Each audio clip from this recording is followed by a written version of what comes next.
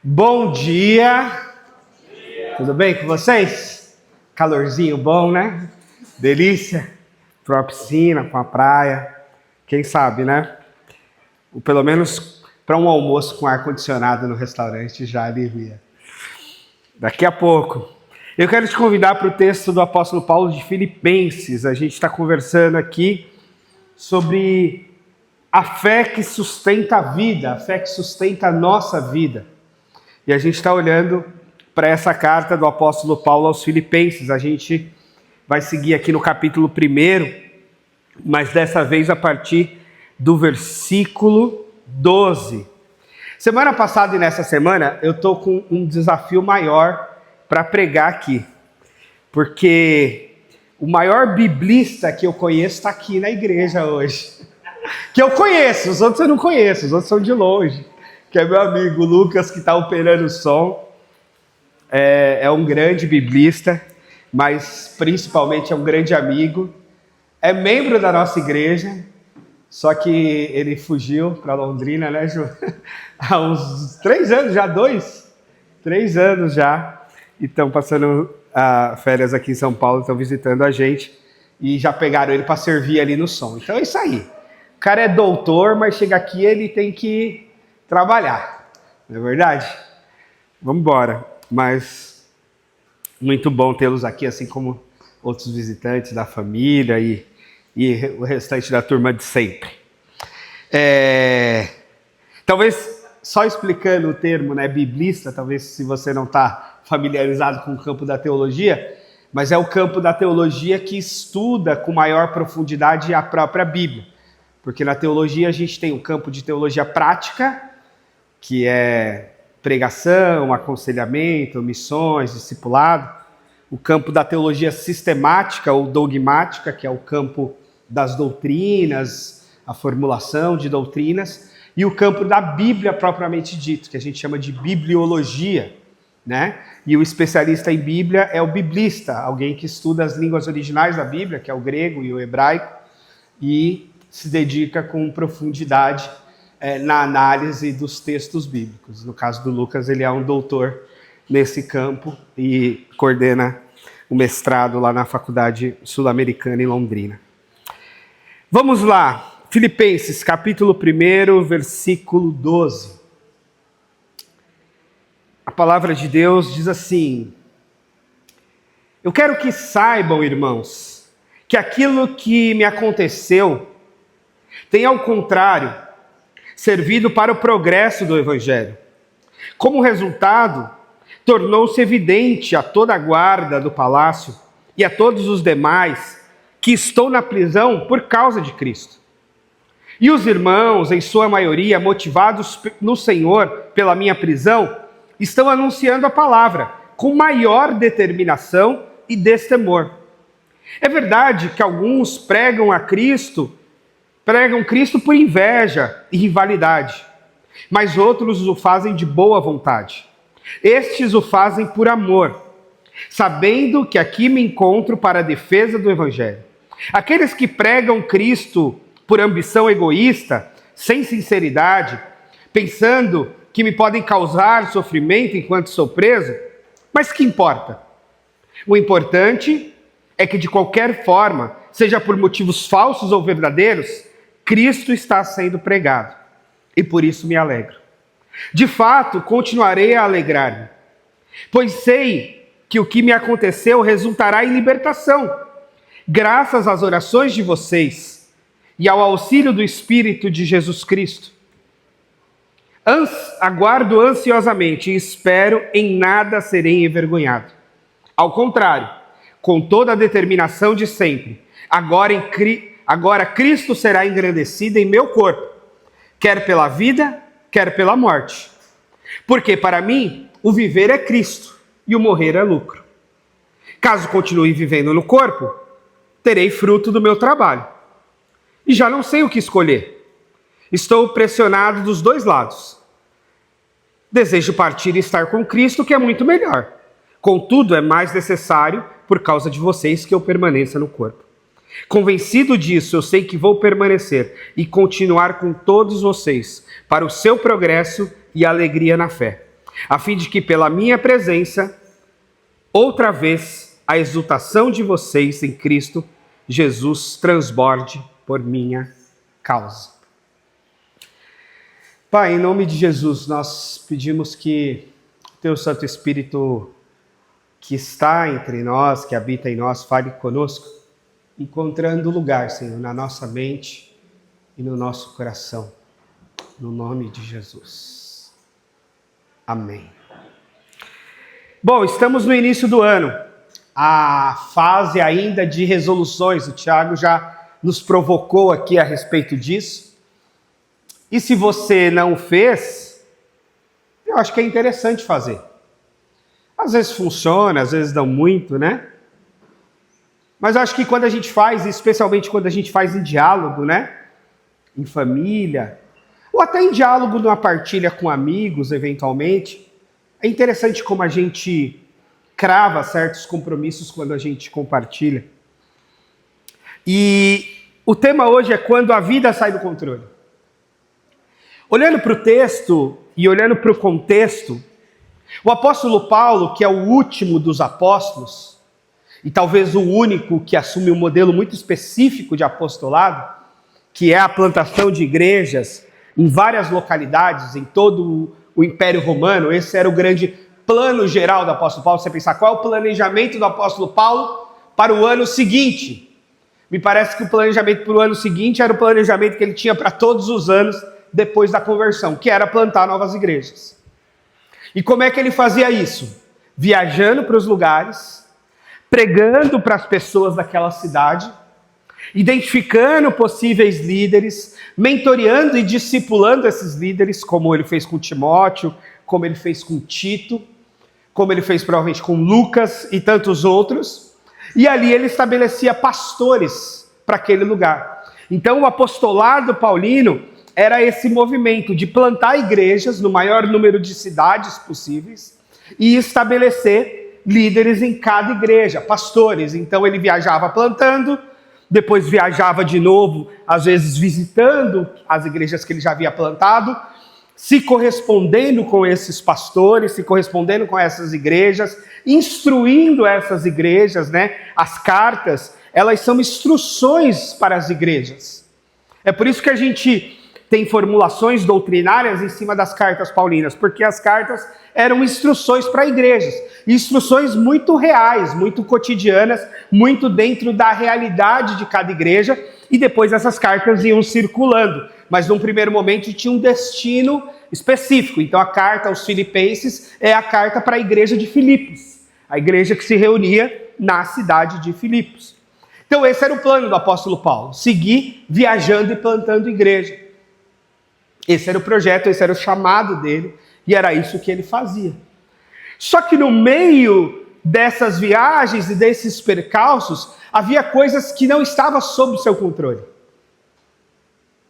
Às vezes ele faltou dinheiro, e ele ia lá fazer as tendas, fazer um trabalho manual para conseguir recurso para se autossustentar em certos momentos. Outros momentos ele tinha sustento da igreja, mas houve fase que não.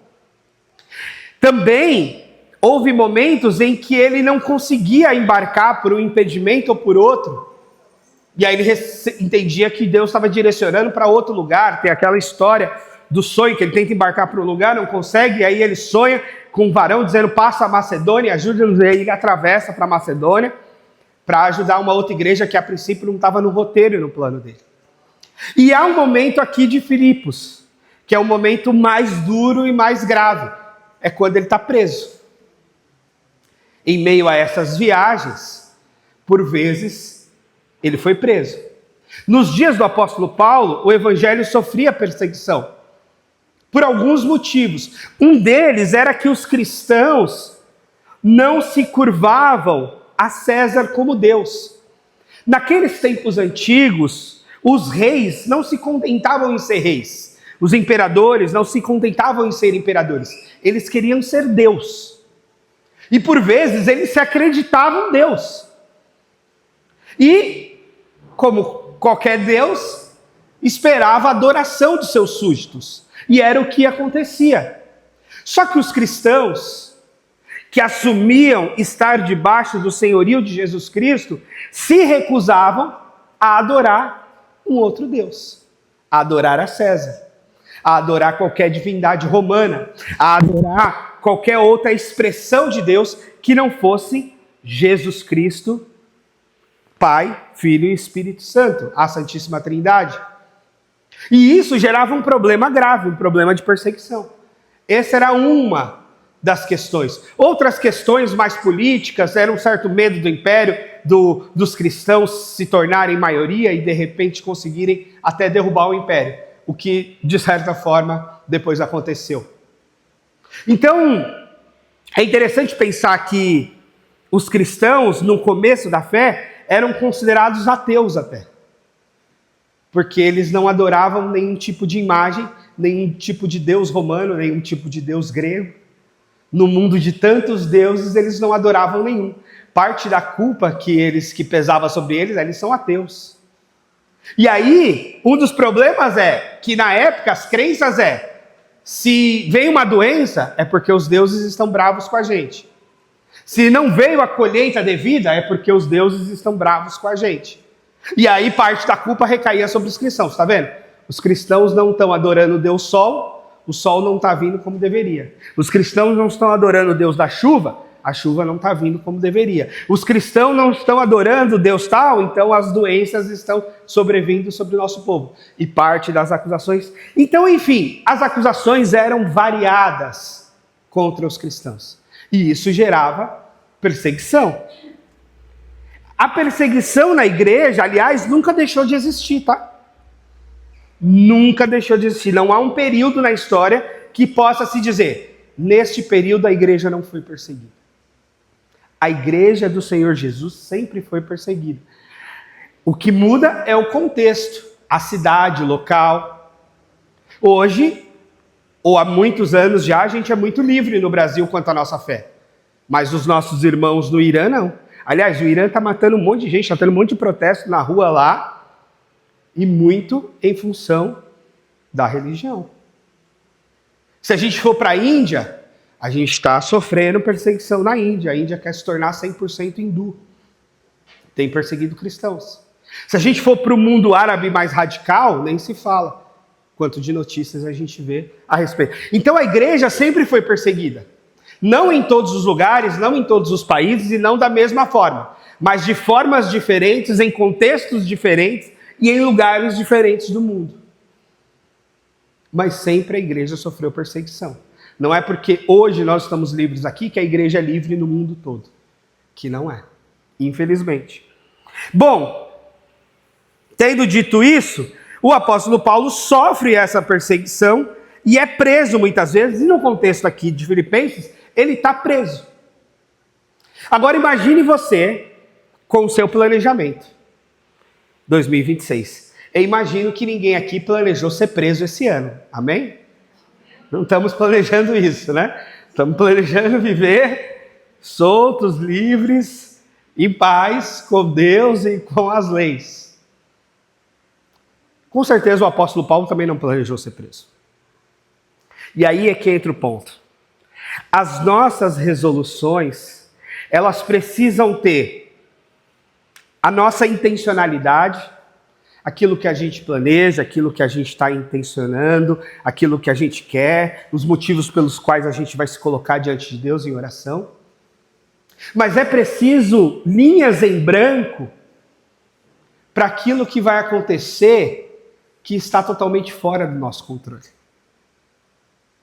E há pessoas mais controladoras que piram quando a coisa sai do controle delas.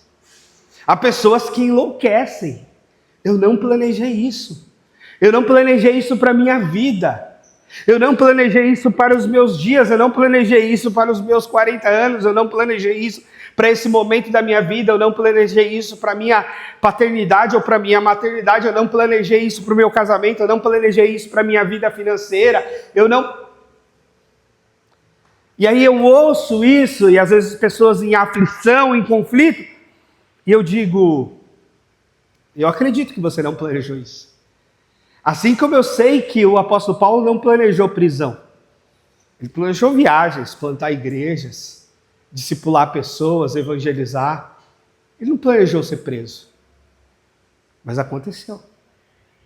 As linhas em branco serão preenchidas exatamente por aquilo que você nem eu controlamos. Quando vem uma doença, quando vem um desemprego, quando vem uma crise de qualquer ordem, é lógico que a gente não planejou. Aquilo aconteceu. E agora o desafio é como é que a gente vai lidar com isso que aconteceu. Às vezes as linhas em branco pode até surgir uma coisa boa que a gente não planejou e surgiu e falou, nossa, surgiu aqui um emprego melhor, surgiu um aumento que eu não estava esperando, surgiu uma promoção aqui que eu nem tinha em perspectiva, que bom. Às vezes sair do nosso controle é sair do nosso controle para o bem. Às vezes acontecem boas novidades que a gente, uau, que bom, que oportunidade, que legal, bora lá. Agora, essas a gente nem contabiliza muito. A gente fica feliz ali um pouquinho e já vai. Agora, aquelas não planejadas que dão errado, aí às vezes nos joga no chão, nos joga na lona, nos joga em depressão. A gente fica perguntando para Deus, Deus, o que eu fiz para merecer isso? Deus, o que o Senhor está fazendo na minha vida? Deus, o Senhor não me ama mais, porque o Senhor me jogou nessa prisão, nesse calabouço. E eu nem preciso te dizer que a prisão dos dias do apóstolo Paulo era muito mais difícil. A prisão nunca foi boa e nunca será. Mas a prisão dos dias do apóstolo Paulo não é nem um pouco a prisão dos nossos dias.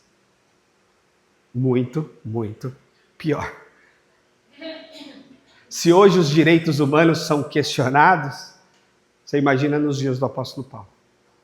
Se existia algum resquício de direito para um preso.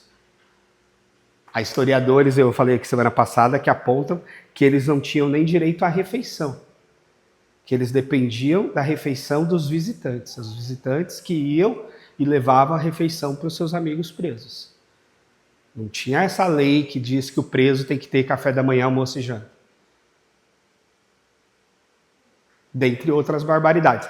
Então, agora, a pergunta é, fugindo do nosso controle, saindo da nossa perspectiva e do nosso desejo, o que a gente vai fazer? A gente vai enlouquecer? A gente vai pirar? A gente vai bater as portas e os armários de casa? A gente vai quebrar as coisas? A gente vai fazer o quê? A gente vai brigar com Deus, a gente vai brigar com o nosso cônjuge, a gente vai sair arrumando confusão, a gente vai viver mal-humorado porque as coisas não aconteceram da forma com que a gente havia planejado? O apóstolo Paulo diz que o que aconteceu com ele, na verdade, agora estava servindo para o progresso do evangelho. Como resultado da sua prisão, a guarda toda ficou sabendo que ele estava ali por causa de Cristo. E os irmãos ficaram mais motivados a pregar a palavra com maior determinação e destemor. Por quê? Porque à época, as pessoas que eram presas por causa do evangelho eram consideradas mais fiéis. Se a gente está sendo preso é porque a gente está fazendo a coisa certa. Era essa a tese do cristianismo. E que continua sendo a tese do cristianismo perseguido, tá? Recentemente, eu conheço um irmão iraniano que está plantando uma igreja, a primeira igreja iraniana, aliás, igreja persa. O povo persa é o povo iraniano. Parte do Irã e grande parte do Afeganistão é persa. Fala farsi. Não são árabes, são persas. E ele está plantando uma igreja persa em São Paulo, o Adel. E a fidelidade na reunião de pastores ou de líderes no Irã é medida sobre quantas vezes o sujeito foi preso e quantos anos ele ficou na cadeia. Aquele pastor ali foi preso 5 vezes. Aquele é fiel a Deus. Aquele pastor ali ficou 8 anos preso. Aquele é mais fiel a Deus ainda que a gente. Essa é a lógica do mundo perseguido. De que quanto mais as pessoas foram presas, ou quanto mais tempo elas sofreram por causa do Evangelho, nisto se mede o seu sucesso, a sua fidelidade a Deus, o seu caráter e a força da sua fé. E nisso a igreja é fortalecida. É por isso que se diz que o sangue dos mártires torna-se a semente do Evangelho. Aqueles que morrem em favor do Evangelho gera maior crescimento para o Evangelho. E nesses países de perseguição, a igreja cresce. Se fala hoje que uma das igrejas mais crescentes do mundo é a igreja do Irã. Cresce em meio à perseguição justamente. E o que o Paulo está dizendo é isso. Agora, será que Deus programou a prisão do apóstolo Paulo? Alguém pode pensar que sim. Deus, em sua soberania, fez uma programação de prisão para o apóstolo Paulo. Foram pelo menos 3. Na última delas, provavelmente, ele morreu lá. É possível pensar dessa forma. Mas é possível também pensar que a prisão aconteceu circunstancialmente, aleatoriamente. Mas que Deus usa as circunstâncias e a aleatoriedade da vida para também cumprir os seus propósitos. Eu tendo mais a ficar com a segunda oposição. Talvez por experiência pessoal, eu perdi um irmão com 5 anos de idade. Eu tinha 5, ele tinha 3,5. Será que Deus planejou a morte do meu irmão com 3 anos e meio por meningite? Ou será que isso foi uma circunstância da vida, dos vírus, das doenças que circulam na sociedade? Mas que Deus, sim, pode usar circunstâncias trágicas como essa e transformá-las na vida de qualquer pessoa e em tudo fazer cooperar para a propagação dos seus propósitos. Ou seja, Deus não necessariamente pode ter um propósito na morte, Deus não necessariamente pode ter um propósito na prisão, Deus não necessariamente tem propósito na doença, mas as circunstâncias podem ser usadas por Deus para cumprir os seus propósitos eternos e até mesmo para nos abençoar. Então, o ponto não é exatamente como você crê, se Deus programa prisões, mortes e doenças, ou se as coisas simplesmente acontecem por questões de aleatoriedade da vida. E eu acredito nas aleatoriedades da vida. Mas o ponto aqui, principal... Será que eu fiquei sem pilha? Deu alguma coisa aqui. O ponto principal... Será que é a bateria? Acho que é. Apagou. O ponto principal, irmãos... vou usar isso aqui. Obrigado, Felipe. O ponto principal é como é que a gente vai reagir às circunstâncias da vida. E reagir a essas que fogem ao nosso controle. Especialmente as que fogem de um jeito negativo. Porque as que fogem ao nosso controle de um jeito positivo é mais fácil, claro, a gente só vai. Opa, Deus abriu uma porta aqui, surgiu uma oportunidade, eu vou. É isso aí, glória a Deus, vai embora, seja feliz. Agora, às vezes, e por muitas vezes, o que acontece foi negativo, foi ruim, não foi uma coisa boa, não foi uma coisa que vai nos ajudar, que vai nos abençoar e que vai estar com a gente para o nosso bem. Mas ainda assim exige uma resposta adequada da nossa parte. E é infantil sentar e ficar chorando. Sentar e ficar desesperado porque algo ruim aconteceu. Obrigado, Felipe. Porque algo ruim aconteceu. Por quê? Porque as coisas ruins acontecem. O Harold Kirchner é um rabino, escreveu um livro muito interessante, Quando Coisas Ruins Acontecem às Pessoas Boas. Coisas ruins acontecem, inclusive, a pessoas boas. Assim como coisas boas acontecem também para pessoas ruins. Ou seja, há coisas muito aleatórias na vida, sem nenhum controle nosso e talvez de ninguém. Elas acontecem. E a questão é como é que a gente vai responder ao que acontece. O Jean-Paul Sartre, um filósofo existencialista, ele dizia que o ponto, a grande questão da vida, não é o que a vida fez com você. A grande questão da vida é o que você vai fazer com o que a vida fez com você. As circunstâncias da sua vida e as coisas que aconteceram, a partir do lugar que você nasceu, a partir da família que você tem, a partir dos relacionamentos que você estabelece, a partir da jornada profissional que você trilha, tem coisa boa, tem coisa ruim, as coisas se misturam, às vezes a coisa é boa e ruim no mesmo lado e na mesma pessoa.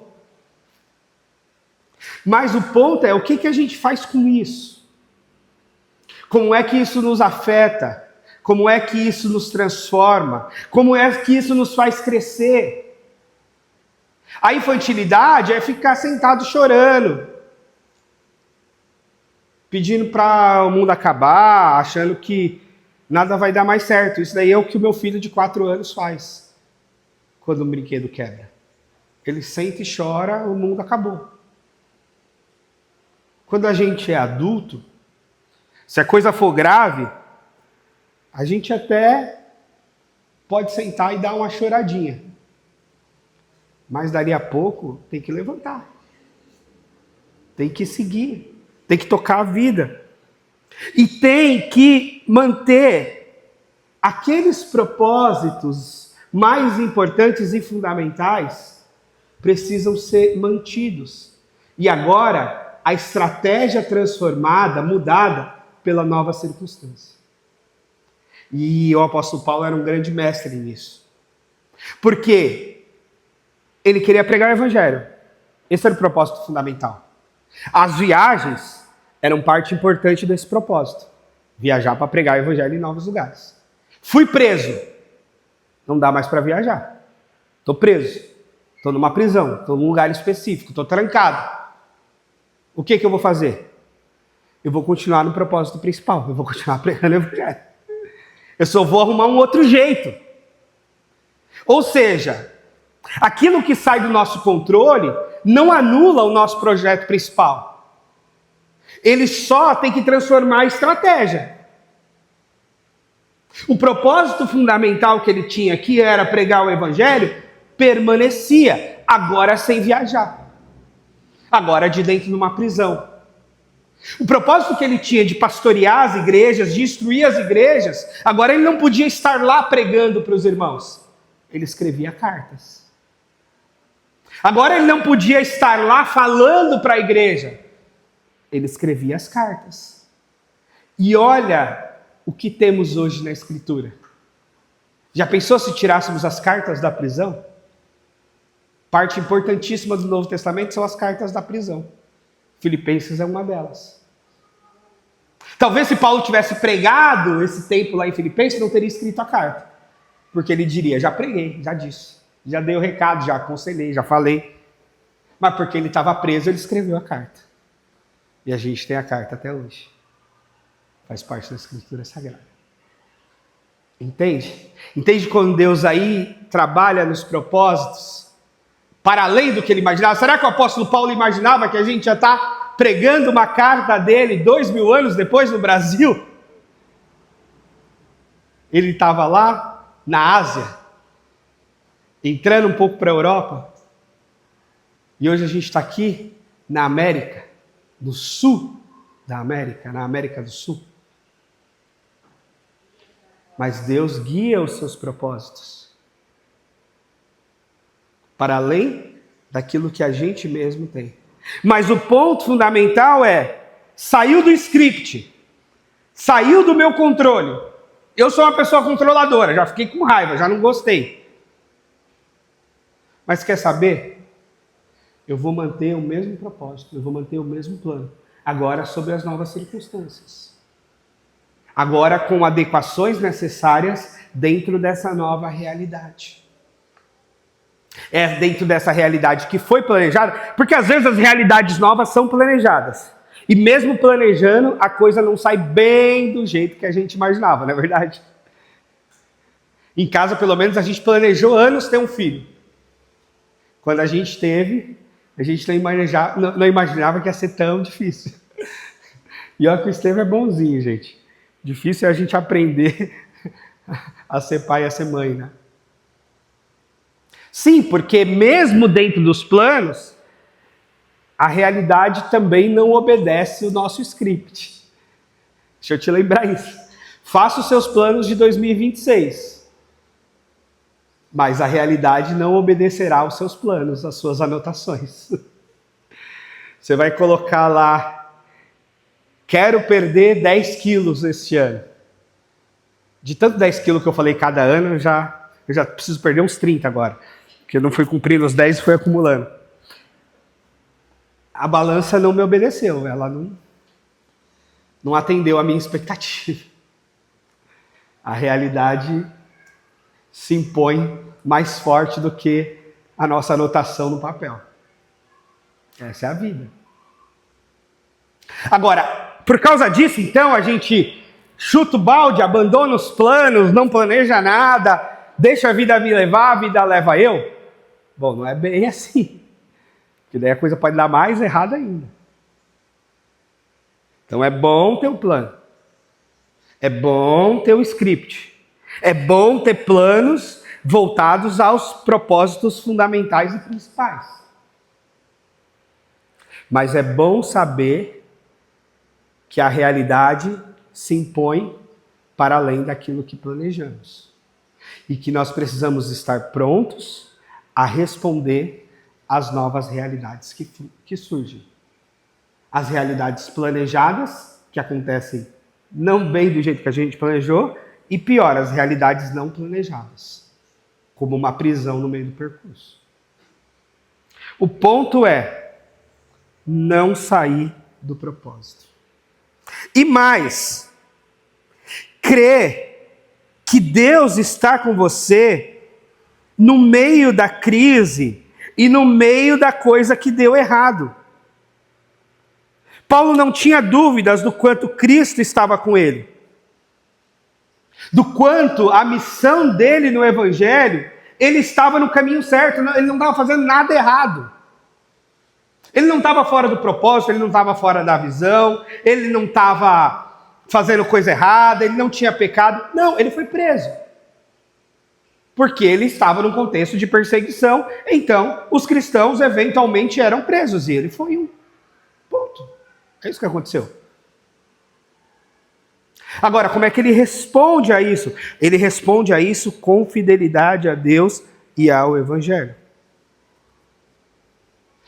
Ele move essa circunstância e ele trabalha esse olhar dizendo: isso aqui vai cooperar com o meu propósito. Isso aqui não vai me parar. Isso aqui não vai me fazer desviar, fugir do meu propósito. Pelo contrário, eu vou transformar o jeito, o método, o contexto, mas eu vou me manter no mesmo propósito. Eu vou transformar o meu olhar diante dessa realidade que me cerca, mas eu vou manter-me no mesmo propósito. Eu vou me manter naquele mesmo chamado que Deus me deu. Eu vou manter aquilo que é mais importante para mim. E aí surgem outras coisas fora do controle, que ele fala assim, tem um pessoal aí pregando o evangelho com ambição egoísta, sem sinceridade, enquanto eu estou preso, e eles acham que isso está me causando mais sofrimento. Quer saber? Eu não estou nem aí com eles. Aliás, eu estou aí sim, eu quero mais é que o evangelho seja pregado. Se eles estão com motivação boa ou ruim, o problema é deles. Isso mostra que desde o início havia também as motivações erradas. Haviam também os falsos mestres. Haviam também aqueles que queriam se escorar ou explorar do evangelho. Havia também ensinos equivocados. Havia de tudo. E o apóstolo Paulo dizia, eles acham que eles estão fazendo mal para mim? Porque eu sei que eles são egoístas, eu sei que eles estão pregando a Cristo para ter algum benefício neste mundo. Deixa eles, deixa Cristo ser pregado. Deixa rolar. Porque a questão não é a respeito da vida dos outros. E se eu não tenho controle sobre a minha própria vida, como é que eu vou ter controle da vida dos outros? Quantas pessoas sofrem porque elas querem controlar a vida dos outros? Elas querem transformar a vida do outro sem conseguir transformar a delas mesmas. Elas querem cuidar de tudo à sua volta, sem dar conta nem de cuidar de si mesma. Minha mãe tem uma frase que eu acho que ela mesma não põe muito em prática, mas tudo bem, que é: o que não tem remédio, remediado está. Não há remédio para a decisão do outro. Não há remédio diante daquilo que o outro decide, diante daquilo que o outro faz. Se não há remédio, remediado está, não tem jeito. Não dá para ficar sofrendo com isso. Não dá para ficar me martirizando com isso, não dá para ficar me preocupando com isso. Eu não tenho controle absoluto nenhum sobre a vida de um outro adulto. Eu tenho como combinar certas coisas, negociar com meu cônjuge em casa. Eu tenho como aconselhar as minhas ovelhas, os meus amigos. Mas a decisão que você toma como adulto, não tem nenhuma. Às vezes os pais querem tomar decisão pelos filhos maiores de idade. É só sofrimento, porque eles têm que aprender a decidir por eles. Tem que aconselhar? Tem. Tem que conversar? Tem. Tem que instruir? Tem. Tem que orar? Tem. Mas decidir? A decisão é de cada adulto. E a gente não pode controlar. E a motivação do coração para cada decisão, pior ainda. Como é que a gente julga? A sua motivação está errada. Você está dando oferta aqui, mas a sua motivação está errada. Ou você não está dando e a sua motivação... Não dá. Em absoluto. E Paulo está dizendo, ó, eu não estou nem aí com eles. Deixa eles pregando o evangelho aí, com motivação boa ou ruim. Tipo, Deus vai julgar. Deus sabe. Não é eu que sei. Não é eu que controlo. Eu controlo malemar a minha motivação. E às vezes a minha motivação pode me enganar. A Bíblia fala que enganoso é o coração humano. Quem o conhecerá? A Bíblia diz que maldito o homem que confia no próprio homem. E quando fala esse texto, está falando do próprio contexto do homem confiar em si mesmo. Porque às vezes a gente não se trai, né? A gente fala, este ano eu vou fazer academia todo dia. E aí na primeira semana do ano a gente já se traiu. A gente já se enganou a nós mesmos. Quanto mais enganar os outros. A gente não tem controle sobre certas coisas. E mesmo tendo controle, a gente não consegue executar certas coisas que estão até na nossa mão. Então Paulo diz, deixa eles. Deixa eles. Eles não estão me fazendo nada de mal. Pelo contrário, eu estou feliz porque eles estão pregando o evangelho. Ah, mas eles estão pregando o evangelho e estão tirando dinheiro das pessoas. Deixa eles pregar o evangelho. Quando as pessoas souberem da verdade, as pessoas vão sair de lá e vão procurar outro lugar. Deixa eles. Eles vão prestar contas a Deus. E ele diz, de fato eu continuarei a me alegrar, pois sei que o que me aconteceu resultará para a minha libertação e na verdade resultará para a minha salvação, numa outra tradução. Graças às orações de vocês, ao auxílio do Espírito de Deus, aguardo ansiosamente em que nada serei envergonhado. Ao contrário, com toda a determinação de sempre, também agora Cristo será engrandecido no meu corpo. Quer pela minha vida, quer pela minha morte. Sim, a prisão podia ser uma sentença de morte. Os romanos poderiam matar um prisioneiro quando acharem que era devido. E ele diz, eu vou glorificar Deus na minha vida, no meu corpo. Vivendo ou morrendo. Porque a questão é a minha fidelidade. A minha fidelidade a Deus, a minha fidelidade aos meus propósitos, a minha fidelidade à minha família, a minha fidelidade diante do que eu vivi até aqui. eu vou glorificar a Deus. E ele diz, para mim, o viver é Cristo e o morrer é lucro. Eu sei para onde eu vou. Eu sei em quem eu tenho crido. Eu estou em paz. Se eu viver, eu vou viver para Cristo. E se eu morrer, eu vou estar com Cristo. Difícil essa maturidade de fé, né? Mas essa deve ser a nossa busca. Buscar um nível de maturidade de fé que diante da morte a gente não se desespere. Que diante da morte a gente esteja em paz. Porque Deus está conosco. E para onde a gente vai é para estar com Ele.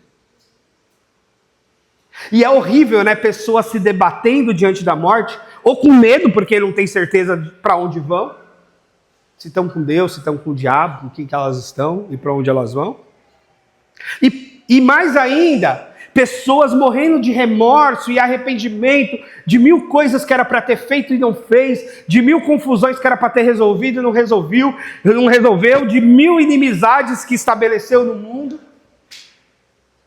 E agora vai morrer. E aí? 1000 segredos que não podem ser sabidos por ninguém, mas que agora vai morrer e vai se saber dos inúmeros segredos. Essa morte vai ser muito angustiante. Vai ser muito angustiante essa morte. Mas, por misericórdia de Deus, quando eu tive uma experiência de quase morte, eu acho que foi uma experiência interessante, porque eu acho que eu estava em paz. Estava com medo de morrer, não queria morrer. Na época da Covid. Mas eu estava em paz porque eu não conseguia me lembrar de um grande segredo que não podia ser descoberto. Eu não conseguia me lembrar de um grande arrependimento porque eu casei com a mulher que eu amo, porque eu fui pai e era um sonho desde sempre ser pai, porque eu plantei uma igreja e a gente está vivendo como igreja. Então, de verdade, eu estava muito em paz. Falei com a tesoureira da igreja sobre o meu convênio fúnebre, organizando as coisas já, porque eu achava que realmente ia morrer. Mas eu estava muito em paz, de verdade. Porque eu dizia, Deus, podia ter sido melhor? Podia. Sempre pode ser melhor, né? Posso ser o melhor pastor, posso ser o melhor pai, posso ser o melhor marido, posso. E é bom que eu queira melhorando. Mas arrependido, constrangido, envergonhado, com segredo, com questões com as pessoas, com situações sem resolver, com briga, com confusão, zero, em paz. Partiria numa boa em paz. E eu acho que esse é uma experiência de fé muito interessante para saber como é que a gente está vivendo. E se a gente está em paz, para se morrer, estar em paz com Cristo, e se viver, continuar servindo a Cristo. E era isso que o apóstolo Paulo está dizendo. Para mim, o morrer é lucro e viver é Cristo. Está tudo certo. E ele fala, até que eu queria partir, mas por vocês é melhor eu ficar. Do tipo, tem muita coisa para a gente fazer junto ainda. Então, eu acho que eu vou ficar, ele diz. Para o seu progresso, para o progresso de vocês, para a gente seguir. Eu não tenho controle sobre a minha vida. A Bíblia fala, quem de vocês, por qualquer preocupação que tenha, pode acrescentar um fio de cabelo à sua cabeça? Salvo por implante, né, Tiago? Aí a gente pode acrescentar alguns fios. Quem de vocês pode acrescentar 1 centímetro à sua altura? Eu até que tentei, mas não deu certo. A gente não pode, a gente não controla, a gente não sabe. Então a gente planeja para que tudo aconteça conforme o planejado. Mas a gente sabe que as coisas não acontecerão conforme planejado. E tudo bem. E tudo bem, porque a convicção maior tem que ser: Deus está comigo. Na liberdade e na prisão. Deus está comigo quando tudo dá certo, quando tudo dá errado. Deus está comigo se eu morrer hoje ou se eu morrer com 100 anos. Deus está comigo. Isso precisa bastar. E os meus propósitos com Ele permanecem firmes. As circunstâncias vão mudar, as coisas vão acontecer, as aleatoriedades da vida vão me atingir, ou mesmo os planos de Deus sobre mim podem ser muito diferentes do que dos meus mesmos. Mas no final, Deus está comigo. Eu estou com Deus. E é isso que importa. A velha frase, já clichê, que mais importante do que a guerra é quem está do nosso lado na trincheira, vale muito para a nossa relação com Deus. Quando é que você vai para o céu? Não sei. Eu sei que eu estou com Deus. Então, se eu vivo com Deus aqui, eu vou viver com Ele eternamente. Ponto. O meu negócio é a minha companhia. Minha companhia é com Jesus. Onde Jesus estiver, eu quero estar. Ele diz: onde eu estou, vocês estarão também. E está tudo certo. Ah, e vai ter rua de ouro, vai ter... Não sei. Meu negócio é que vai ser com Jesus. Eu vou estar com Jesus. Se o céu vai ser um grande lixão ou se vai ser um lugar de rua de ouro, eu não sei. Eu vou estar com Jesus. E se eu estiver com Jesus, eu vou estar bem. Esse é o meu ponto. Com quem eu estou? Eu estou com Ele, e mais do que eu estar com Ele, Ele está comigo. Quando eu solto a mão dele, Ele segura no meu braço. Ele me sustenta. E aí a gente vai para a vida novamente, a gente vai para a luta novamente. Quando Paulo saiu, ele continuou pregando. Quando ele tinha a oportunidade de fugir da prisão, ele também fugiu. E ele continuou pregando, e quando ele foi preso, ele continuou pregando preso. Ele seguiu nos seus propósitos. Portanto, eu queria passar aqui só para não esquecer do finalzinho. E o ponto é esse. Você que está tentando controlar aquilo que não está nas suas mãos. Abre mão. Para de sofrer à toa. Para de querer controlar aquilo que não está nas suas mãos. Controle sim aquilo que você pode fazer. A sua determinação, a sua disciplina é muito importante.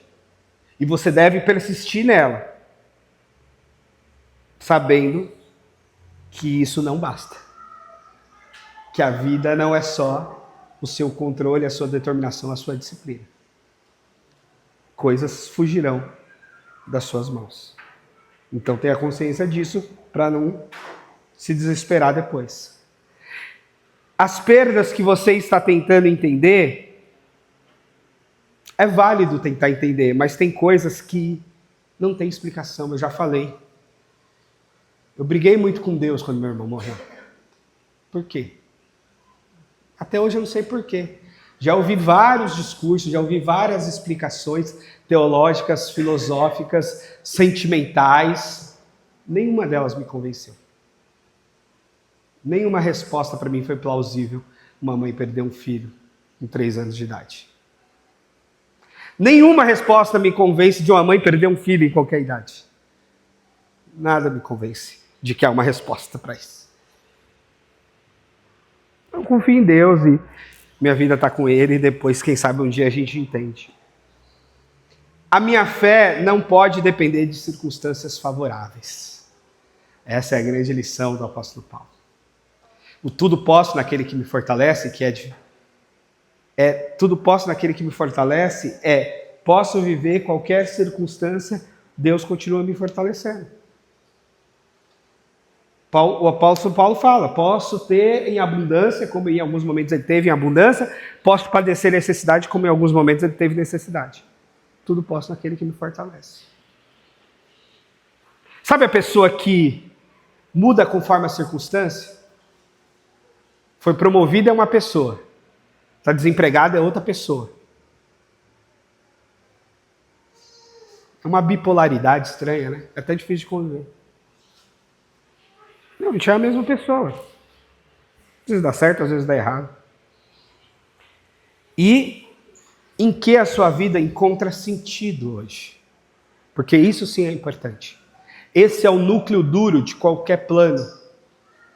Qual é o meu propósito de fato?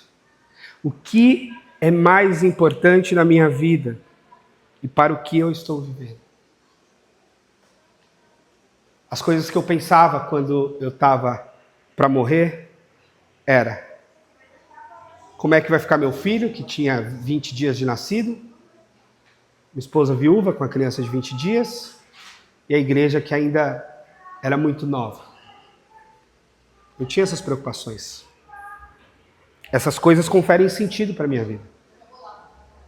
A minha esposa, meu filho, minha igreja conferem sentido para a minha vida. Se tirar essas coisas de mim, vai ficar difícil. Essas coisas conferem sentido profundo. Mas o mais profundo dessas coisas ainda é o Deus a quem eu sirvo. E nisso eu estava muito em paz. O Deus a quem eu sirvo está comigo. E eu estou com Ele. Estou em paz. Estou bem porque eu estou em paz. Uma das minhas orações do final era essa: Deus, estou em paz. Estou em paz. É isso. E aí, se a gente tem esse sentido, a gente enfrenta as outras coisas. O Nietzsche dizia, né? Só quem sabe o como da vida dá conta de enfrentar. Aliás, só quem sabe o porquê da vida dá conta de enfrentar o como. Se você sabe o porquê da sua existência, você enfrenta qualquer como. Como você vai viver? Porque você sabe o porquê. O que é mais importante. O que é mais fundamental. E é nisso que a gente tem que calcar a nossa vida, a nossa existência. Amém? Vamos orar? Fique de pé um pouquinho. Ah, Deus, obrigado, Senhor. Obrigado pela Tua palavra. E, Pai, nos ensine a abrir mão daquilo que é impossível de controlar. Nos ensine a não sofrer, Senhor, pelo imponderável, pelo incontrolável, mas sim entregar tudo nas Tuas mãos. Descansar de fato, de que o Senhor está cuidando de nós, principalmente naquilo que a gente não tem controle. Só o Senhor sabe de todas as coisas, nós não. Deus, nos dá forças para agir de forma certa nas coisas que a gente sabe que tem que fazer. Nessas que a gente pode planejar, nessas que a gente pode se estruturar, nessas que a gente pode e deve controlar, que a gente tenha força, a disciplina para fazê-lo, Senhor. E que em tudo a Tua mão esteja conosco e nós estejamos contigo. Que o nosso propósito permaneça em toda e qualquer circunstância. Em 2026, por toda a nossa vida. Não deixe a gente se perder, Senhor, da Tua presença, dos propósitos da nossa existência. Porque se estivermos contigo, temos tudo. Temos tudo no Senhor. Tudo que precisamos. Nos acompanhe, Pai, nessa jornada da vida, nesse 2026. Em nome de Jesus. Amém. Amém.